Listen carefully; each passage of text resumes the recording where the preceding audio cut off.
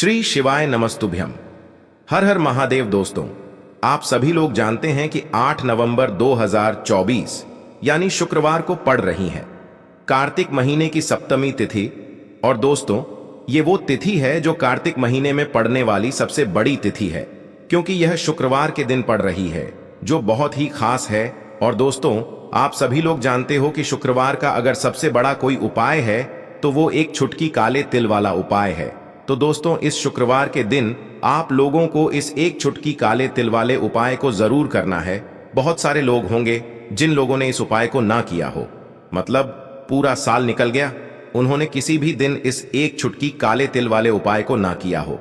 पर दोस्तों, आपके पास एक आखिरी मौका बचा हुआ है, जो कि 8 नवंबर के दिन है।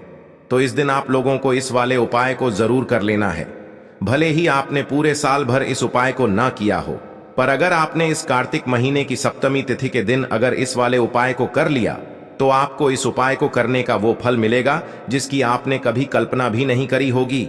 इसीलिए आप लोग इस वाले उपाय को एक बार जरूर कर लेना, ताकि आप लोगों के हाथ से यह मौका ना जा सके और आपको इस उपाय को करने का फल मिल सके। दोस्तों, यह उपाय पंडित जी ने अपनी अभी की ही शिव महापुराण की कथा में बताया है, जिस उपाय को आज हम आपको बहुत अच्छे से समझाने वाले हैं। इस वीडियो को देखने के बाद इस उपाय को समझने के लिए आपको कोई और वीडियो को देखने की जरूरत नहीं पड़ेगी। तो चलिए दोस्तों, उपाय को शुरू करते हैं। देखिए, ये इस कार्तिक महीने के शुक्रवार के दिन यह इतना खास होता है, इतना महत्वपूर्ण होता है। देखा गया है कभी कभी बड़े बड़े पूजा पाठ अनुष्ठान से जो मनोकामना पूर्ण नहीं होते, वो कार्तिक महीने के दिन एक छोटे से उपाय करने से ही आपकी मनोकामना पूर्ण हो जाती है।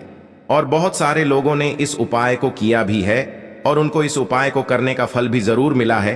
अगर आप लोग भी इस उपाय को करना चाहते हैं तो आप इस उपाय को पहले अच्छे से समझ लेना, सुन लेना, उसके बाद करना। आपको इस उपाय का फल जरूर मिलेगा। और इस उपाय को कर लेने से आपके घर में चाहे किसी भी प्रकार की दुख और समस्या क्यों ना चल रही हो, आपको उसका कारण भी नहीं पता है कि भाई यह समस्या किस कारण से चल रही है। उसका कुछ भी कारण हो सकता है, जैसे पितृदोष हो सकता है या किसी भी तरह का मंगल दोष भी हो सकता है। तो इस दिन आप लोगों को यह वाला उपाय कर लेना है। यह एक ऐसा उपाय है जिस उपाय को अगर किसी विशेष दिन पर किया जाए तो भाई उस विशेष दिन का जो है वह तो हमें मिलता ही मिलता है। पर हमने उस दिन पर इस एक चुटकी काले तिल वाले उपाय को किया है तो हमें उससे भी बड़ा फल मिलता है, और फल बहुत जल्दी मिलता है, क्योंकि आप इस उपाय को बहुत ही बड़े और विशेष दिन पर कर रहे हो। तो चलिए अब उपाय के बारे में बात करते हैं। लेकिन उससे पहले आप लोगों को यह जानना आवश्यक है कि आखिर यह उपाय किस समय करना है, किसको करना है और कैसे करना है। तो चलिए हम आगे आपको वीडियो में एक एक करके बता देते हैं। लेकिन उससे पहले अगर आप लोग हमारे चैनल पर नए हैं तो हमारे चैनल को सब्सक्राइब कर लेना और इस वीडियो को लाइक करके कमेंट बॉक्स में श्री शिवाय नमस्तुभ्यम ओम नम शिवाय जरूर टाइप कर देना। तो दोस्तों, इस एक चुटकी काले तिल वाले उपाय को हमें इस शुक्रवार के दिन कैसे करना है, किसको करना है, किस समय करना है और कहां पर करना है, ये सारे सवालों के जवाब आपको इस वीडियो में मिल जाएंगे। और जो ये वीडियो देखेगा भाई, उसको एक चुटकी काले तिल वाला उपाय जरूर करना चाहिए, क्योंकि इस दिन एक काले तिल का भी बहुत ही बड़ा और विशेष महत्व होता है। और जब बात आ जाए एक चुटकी काले तिल की, तो ये सोने पे सुहागा वाली बात हो जाती है और ये एक बहुत ही बड़ा उपाय हो जाता है शुक्रवार सप्तमी का। तो अब दोस्तों, इस काले वाले तिल उपाय को आखिर करना किसको है, सबसे पहले हम लोग वो बात जान लेते हैं। तो देखो, घर की जो बड़ी माताएं बहनें होती हैं, उन माताओं बहनों में से कोई भी एक बड़ी माता बहन इस वाले उपाय को कर सकती है। और दोस्तों, अगर आप चाहें तो अपने घर में से सभी सदस्यों को भी इस उपाय को करवा सकते हैं। अगर किसी व्यक्ति की खुद की कोई मनोकामना है, खुद की कोई दुख और परेशानी है जो कि वह अपने लिए ही करना चाहता है इस वाले उपाय को, तो वह खुद अपने लिए भी कर सकता है। बाकी अगर कोई घर में से ऐसा है जो कि अपने पूरे घर परिवार की सुख और शांति के लिए ये वाला उपाय करना चाहता है, तो भाई वह भी कर सकता है। उसमें भी कोई दिक्कत वाली बात नहीं है। कहने का मतलब यह है कि इस उपाय को हर एक सदस्य भी कर सकता है, और पूरे घर परिवार के सदस्य के लिए घर की बड़ी माताओं बहनों में से कोई एक माता बहन भी कर सकती है। माताएं बहनें अगर घर में उपस्थित न हो या वो यह वाला उपाय न कर पा रही हो तो फिर घर का कोई बड़ा सदस्य भी इस काले तिल वाले उपाय को कर सकता है, चाहे फिर वह पुरुष ही क्यों ना हो। उसमें कोई भी दिक्कत वाली बात नहीं है। अब दोस्तों, इस एक चुटकी काले तिल वाले उपाय को हमें करना कहां पर है? इसे हमें तुलसी के क्यारे के पास में जाकर करना है। बहुत सारे लोग प्रश्न करते हैं, हर एक उपाय को करते समय क्या हम इस उपाय को घर पर या मंदिर में कर सकते हैं? देखो, तो इस वाले उपाय को आप घर ही करोगे तो अच्छा रहेगा। अगर घर पर तुलसी का पौधा नहीं है तो शिव मंदिर में उपाय को करोगे तो भी अच्छा होगा इस वाले उपाय को। उसके बाद में दोस्तों जो अगला प्रश्न निकल कर आता है वो यह आता है इस उपाय को लेकर कि आखिर इस उपाय को हमें किस समय करना है, सुबह के समय करना है कि शाम के समय करना है? तो देखो, इस वाले उपाय को आप लोग सुबह के समय भी कर सकते हो और शाम के समय प्रदोष काल में भी कर सकते हो। अब अगर आप पूछो कि भाई सबसे उत्तम समय कौन सा रहेगा इस एक चुटकी काले तिल वाले उपाय को करने का, तो हम आपसे बस यही कहेंगे कि इस उपाय को आप शाम के समय करेंगे तो ज्यादा बेहतर होगा। बाकी अगर सुबह के समय भी करेंगे तो भी अच्छा होगा, उसमें कोई भी दिक्कत वाली बात नहीं है। तो अब दोस्तों जो अगली सबसे बड़ी और महत्वपूर्ण बात आती है वो यह आती है कि सुबह अगर हम उपाय को करेंगे तो हमें कितने बजे से लेकर कितने बजे तक के बीच में करना है, और शाम के समय प्रदोष काल में करेंगे तो हमें कितने बजे से लेकर कितने बजे के बीच में करना है। तो देखो, सुबह जितनी जल्दी हो सके आप उपाय को करने की कोशिश करना। बाकी अगर किसी कारणवश लेट भी हो जाओ, थोड़ी देर भी हो जाए तो 10 या 11 बजे तक भी आप उपाय कर लेना, पर 12 बजे से ज्यादा देरी ना हो, ठीक है? इस बात का ध्यान रखना। उसके बाद में दोस्तों अगर शाम के समय प्रदोष काल की बात करें, प्रदोष काल का जो समय होता है वो शाम के 6 बजे से शुरू हो जाता है। मतलब शाम के 6 बजे से लेकर 7 बजे के बीच का जो समय होता है यह समय प्रदोष काल का समय होता है। मतलब शाम के 6 बजे से रात 8 बजे के बीच में आप कभी भी इस वाले उपाय को कर सकते हो, उसमें कोई भी दिक्कत वाली बात नहीं है। परंतु शुक्रवार के दिन कोशिश करना कि समय के अंतर्गत ही कर लो। किसी कारणवश ना कर पाओ तो थोड़ा देरी से भी कर सकते हो, आपको उपाय का फल जरूर मिलेगा। तो चलिए बात करते हैं हमारे पहले उपाय की। देखिए, इस उपाय के लिए आपको 2 दीपक लेने होंगे। दोनों ही दीपक आप मिट्टी के भी ले सकते हैं और दोनों ही दीपक आप शुद्ध आटा मढ़कर उनके भी तैयार कर सकते हैं।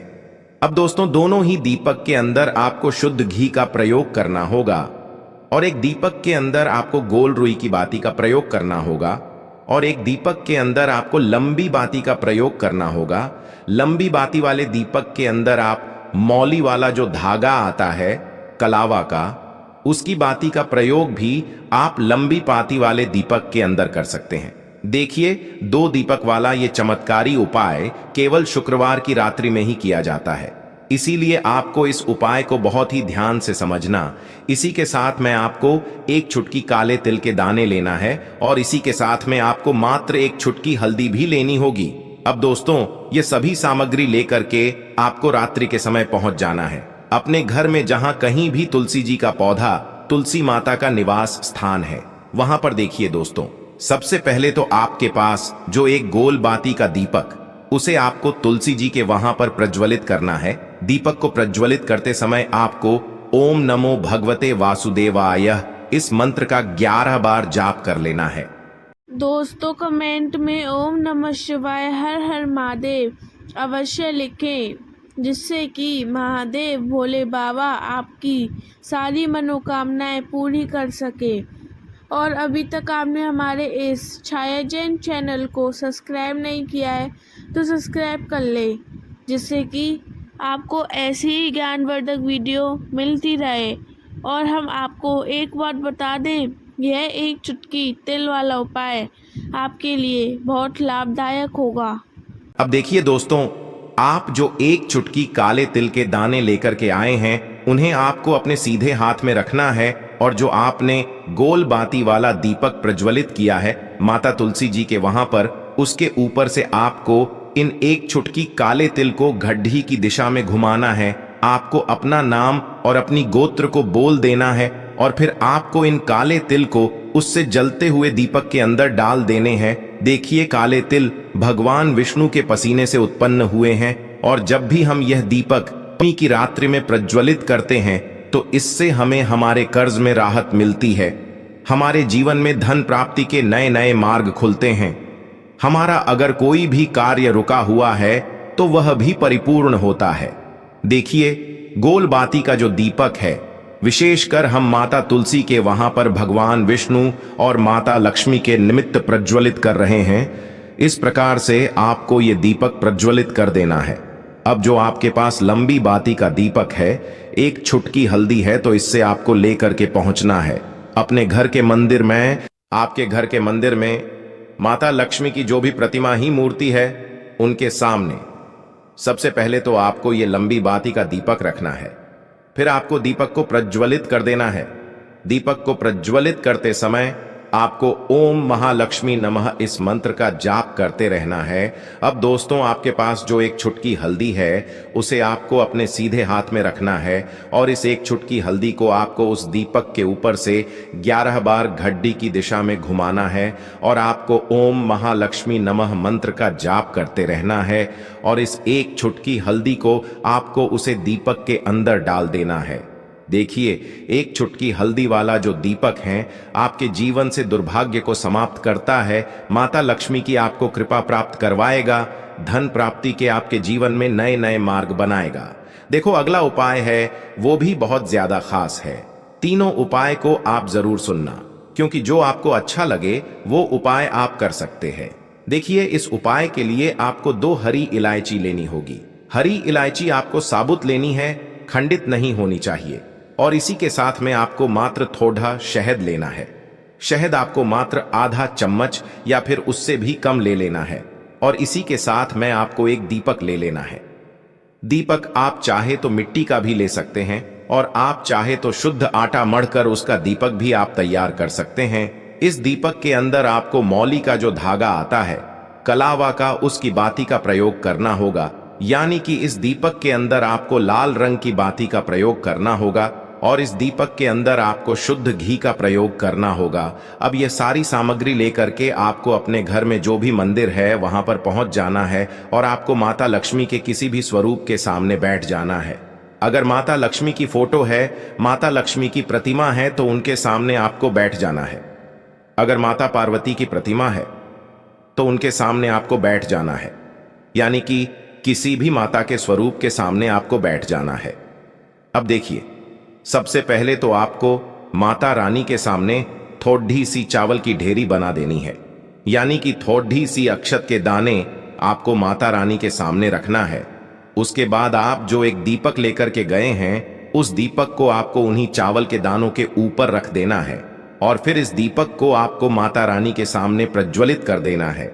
देखें, इस दीपक को प्रज्वलित करते समय आपको ओम महालक्ष्मी नमः इस मंत्र का लगातार जाप करते रहना है।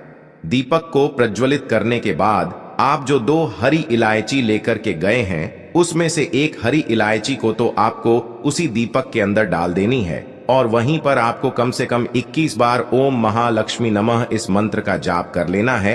अब आपके पास जो शहद है और एक हरी इलायची है, उसे सीधे आपको लेकर के पहुंच जाना है। भगवान शिव के मंदिर में पूज्य गुरु जी ने बताया है कि यह उपाय आपको सिर्फ और सिर्फ शाम के समय ही करना होगा। शाम को जब भी सूर्यास्त का समय होता है, तो उस समय आपको यह उपाय करना है। लेकिन सबसे पहले तो आपके पास जो एक हरी इलायची है, उसे आपको उस शहद के अंदर अच्छे से डुबो देना है। यानी कि शहद का लेपन उसे हरी इलायची के ऊपर चारों तरफ आपको कर देना है। अब यह जो शहद से युक्त हरी इलायची है, इससे आपको भगवान शिव के शिवलिंग पर अर्पित कर देनी है और आपको वो श्री शिवाय नमस्तुभ्यम इस मंत्र का लगातार जाप करते रहना है। फिर इसके बाद आपको एक लोटा जल भी अपने साथ लेकर के जाना। तो यह एक लोटा जल भी आपको धीरे धीरे शिवलिंग पर समर्पित कर देना है और आपको श्री शिवाय नमस्तुभ्यम इस मंत्र का जाप करते रहना है। फिर इसके बाद आपको अपने घर आ जाना है। इस प्रकार से आपको ये उपाय कर लेना है। तो चलिए दोस्तों, जान लेते हैं गुरुजी द्वारा बताए गए दूसरे उपाय के बारे में। देखिए, इस उपाय के लिए आपको लेना है 11 चावल के दाने। गुरुजी ने कहा है, चावल के दाने खंडित नहीं लेने हैं, बिल्कुल साबुत होने चाहिए। उसके साथ में आपको लेना है एक बेलपत्र।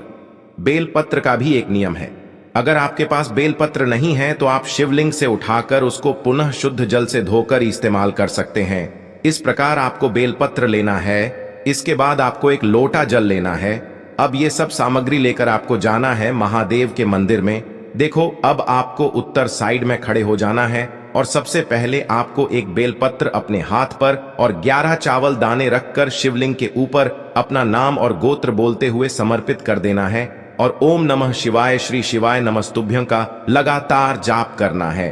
अब आपको जो एक लोटा जल साथ में लेकर आए थे उसे धीरे धीरे बेलपत्र और चावल दाने के ठीक ऊपर आपको समर्पित करते जाना है और शिव पुराण के मूल मंत्र श्री शिवाय नमस्तुभ्यं का 11 बार जाप करना है और अपनी मनोकामना बोलते जाना है।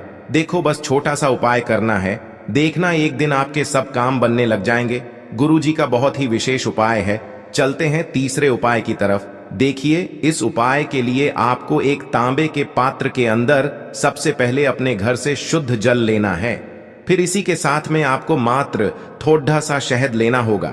शहद आपको आधा चम्मच या फिर उससे भी कम लेना है और इसी के साथ मैं आपको एक प्यारी सी बेलपत्र ले लेनी है। बेलपत्र यदि आपको नहीं मिल पाती है तो भगवान शिव के शिवलिंग पर चढ़ी हुई बेलपत्रों को आप पुण्य शुद्ध जल से धोकर के उपयोग कर सकते हैं और बेलपत्र जो है वह कहीं से भी कटी फटी खंडित नहीं होनी चाहिए। अब ये तीनों सामग्री लेकर के सीधे आपको पहुंच जाना होगा भगवान शिव के मंदिर में। ये उपाय सुबह से लेकर के शाम तक किसी भी समय कर सकते हैं। देखिए, सबसे पहले तो आपके पास जो शहद है उससे आपको अपने सीधे हाथ की चींटी उंगली के जो पास वाली उंगली होती है अनामिका उंगली, उसमें थोड़ा सा शहद आपको लेना है और इससे फिर आपको शिवलिंग पर जहां माता सुंदरी का स्थान होता है वहां पर आपको ओम का निर्माण करना है। लेकिन जलाधारी के बिल्कुल बीच में जो स्थान होता है उससे माता अशोक सुंदरी का स्थान कहते हैं और इसी स्थान पर आपको शहद से ओम का निर्माण करना है। अब दोस्तों, आपके पास जो एक बेलपत्र है उससे आपको अपने सीधे हाथ की हथेली पर रखना है और महादेव से आपको अपनी वह विशेष मनोकामना, आपके जीवन में जो भी संकट चल रहे हैं, जो भी समस्याएं चल रही हैं, जो भी जीवन में दुर्भाग्य बना हुआ है, आप अपने किसी भी कार्य में सफल नहीं हो पा रहे हैं, तो जिस भी प्रकार की आपकी समस्या है उसे दूर करने के लिए आपको महादेव से प्रार्थना कर लेनी है और फिर यह जो एक बेलपत्र है इससे आपको शिवलिंग पर माता अशोक सुंदरी वाले स्थान पर समर्पित कर देनी है। देखिए, जहां पर आपने ओम का निर्माण किया है उसी के ऊपर आपको ये बेलपत्र भी समर्पित कर देनी है। देखिए, बेलपत्र की चिकनी साइड का हिस्सा शिवलिंग से स्पर्श होगा और इसकी जो डंडी है वो आपको जलाधारी की ओर रखनी है। पत्ती वाला भाग शिवलिंग की तरफ रहेगा। इसी प्रकार से आपको यह बेलपत्र समर्पित कर देनी है। अब दोस्तों, आपके पास जो एक जल का पात्र है उसमें से थोड़ा सा जल तो आपको बेलपत्र की जो आगे वाली पत्ती है उस पर आपको समर्पित करना है और आपको श्री शिवाय नमस्तुभ्यं इस मंत्र का जाप कर लेना है। फिर उस पात्र के अंदर जो जल बचेगा उसे पूरा आपको भगवान शिव के शिवलिंग पर धीरे धीरे समर्पित करते जाना है और लगातार आपको शिव महापुराण के मूल मंत्र श्री शिवाय नमस्तुभ्यं इस मंत्र का जाप करते रहना है। गुरुजी ने कहा है कि जल आपको इतने धीरे धीरे समर्पित करना है कि जल समर्पित करते हुए आप कम से कम 11 बार श्री शिवाय नमस्तुभ्यं या फिर ओम नमः शिवाय इस मंत्र का जाप कर सके। फिर इसके बाद वापस आपको अपने घर आ जाना है। इस प्रकार से आपको ये उपाय कर लेना है। आप देखेंगे कि आपकी सभी मनोकामनाएं अवश्य ही पूरी होंगी। ये उपाय आपको अवश्य करने हैं। इस वीडियो में हमने आपको 3 से 4 महा उपाय आपको बताए हैं जो आपको शुक्रवार के दिन करने हैं। अगर आपके मन में उपाय से जुड़ा कोई भी सवाल है तो हमें कमेंट बॉक्स में पूछ सकते हैं। उपाय करते समय कोई भी गलती नहीं करनी है। अगर आपको हमारी वीडियो पसंद आए तो हमारे इस चैनल को सब्सक्राइब जरूर करें। हर हर महादेव। ओम नमः शिवाय। श्री शिवाय नमस्तुभ्यं। धन्यवाद। ऐसे ही जानकारी के लिए छाया जैन चैनल को सब्सक्राइब करें और अगर आपको यह वीडियो अच्छी लगी हो तो एक लाइक अवश्य करें और कमेंट में ओम नमः शिवाय अवश्य लिखें।